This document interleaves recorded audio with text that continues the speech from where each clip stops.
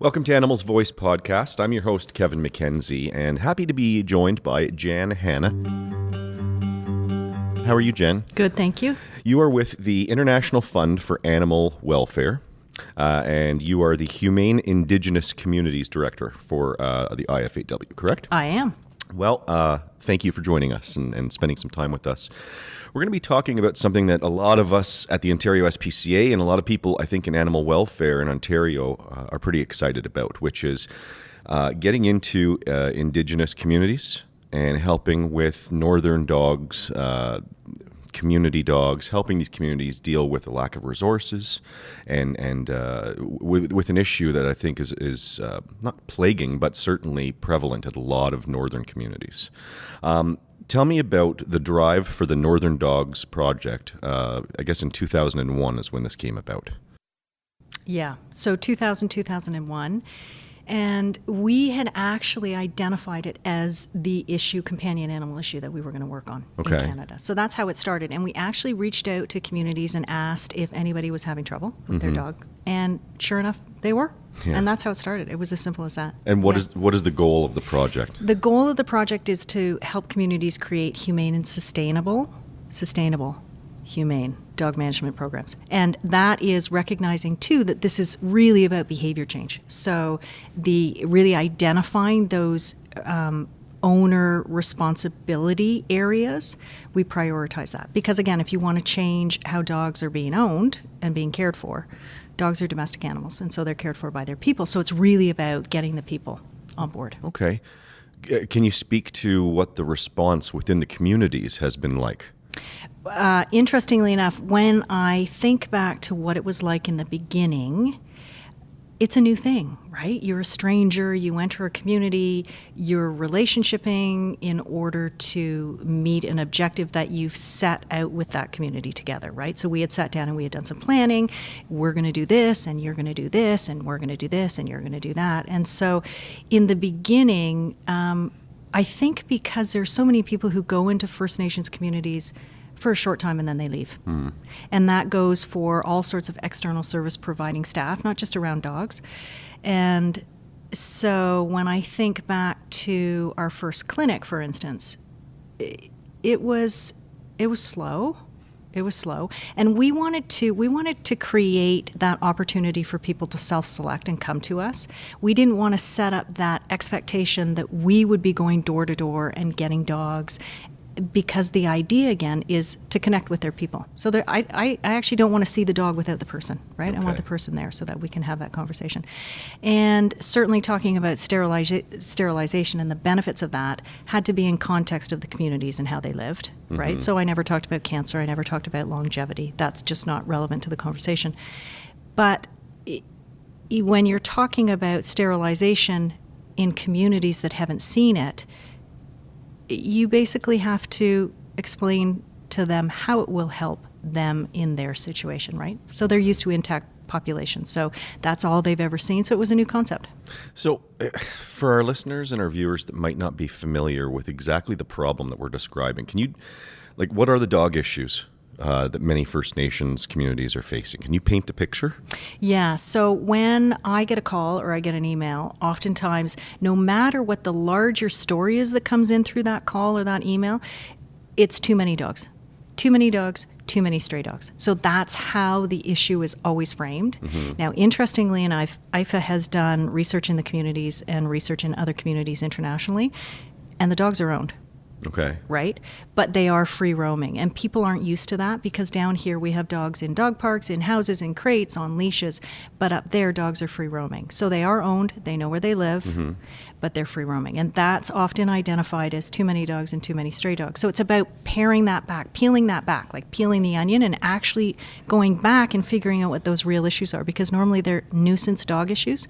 They're not numbers. So can you go a little further on the description you just gave? Like, what are the current understandings within these communities on dog ownership? There's a whole continuum. So just like down here, people love their dogs. Dogs are treated well. Dogs live inside houses. Dogs live outside. So there's this whole continuum. And again, historically, traditionally, dogs used to be valued as workmates. And so when something has value, we take care of it. And when governments settled people off their traditional lands into communities, dogs lost their value. You know, we got skidoos and trucks and those sorts of things. So that hunting and hauling that they were used for wasn't necessary. So dogs are sort of in this little bit of a precarious place as far as value goes. So they're not necessarily pets. Some are workmates. So they're not afforded that same level of care. Okay. That maybe we're used to down here. And certainly, again, they're not contained. They're free roaming in a lot of places. So you have dogs on the street doing dog things. Okay. I've got some more questions, and I want to ask you specifically about how organizations can create relationships within these communities, but we do need to take a quick break. We're here with Jan Hanna from the International Fund for Animal Welfare, the Humane Indigenous Communities Director, and we will be right back on Animals Voice podcast. Welcome back to Animals Voice podcast. I am spending some time talking about northern dog experiences and how communities and organizations are coming together to help First Nations communities deal with their issues around dog overpopulation, community dogs, and the mindset around dogs in these northern communities. Jan, you work with the International Fund for Animal Welfare.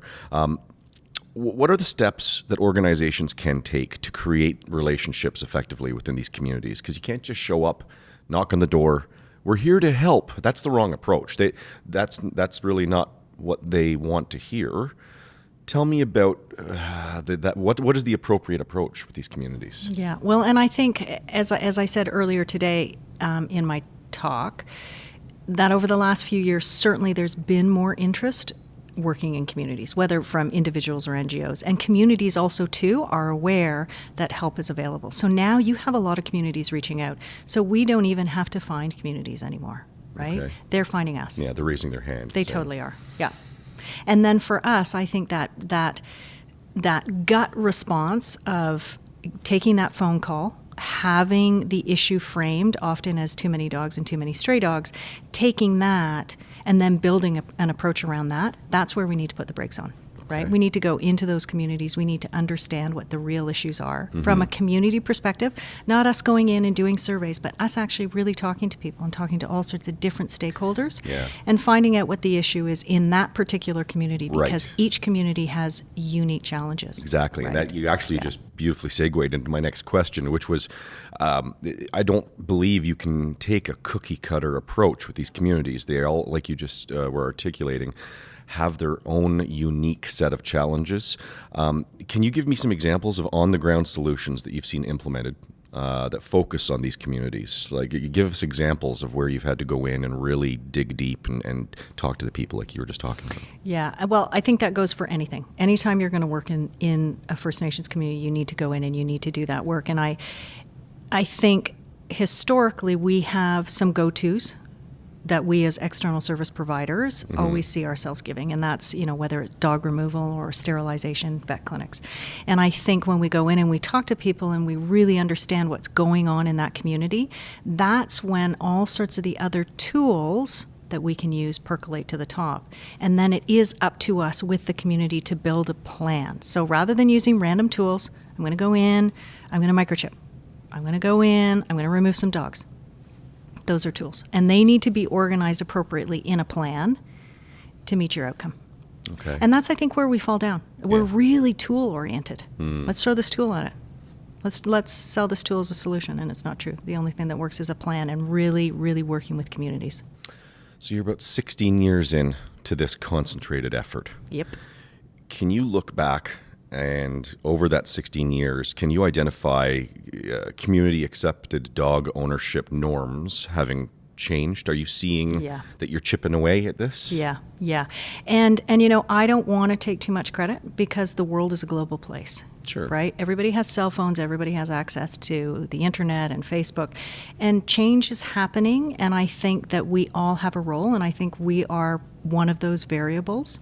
And I certainly know that the work that IFAW does is extremely, the communities are very, very thankful for that work. And they say all the time. Yeah. Now, I'm in contact with people all the time, 24/7, all year long. And so whatever I can do to assist the communities when we're not actually there doing on-the-ground work, I'm happy to do.